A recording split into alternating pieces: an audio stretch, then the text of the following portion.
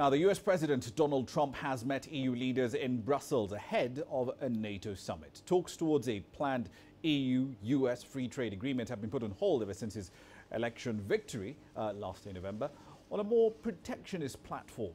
Trump voiced skepticism while campaigning about the EU's value, and he hailed the UK's decision to leave the bloc altogether. Now, he'll hear a call from European leaders for Washington to maintain its long-standing support for integration on the continent, as well as to support free trade and efforts to combat climate change. My feeling is that we agreed on many areas, first and foremost on counter-terrorism, and I am sure that I don't have to explain why.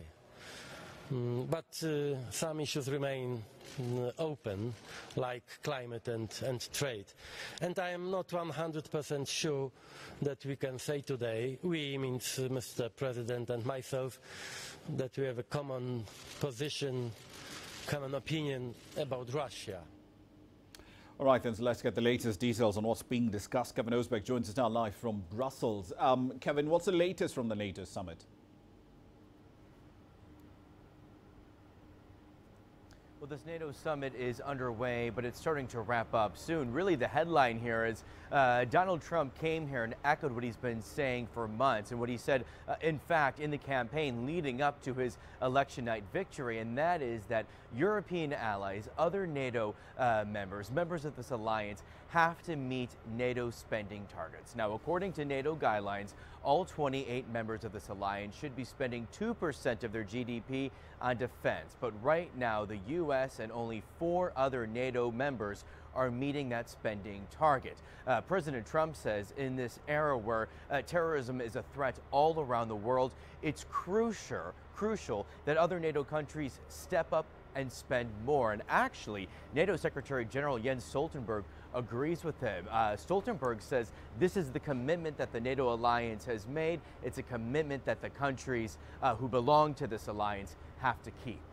Indeed. Mr. Trump in the past, though, he's described NATO as, and I'm using his word here, obsolete. So what arguments will the other NATO members put to him to say, look, there is a strong case for this alliance in its current form?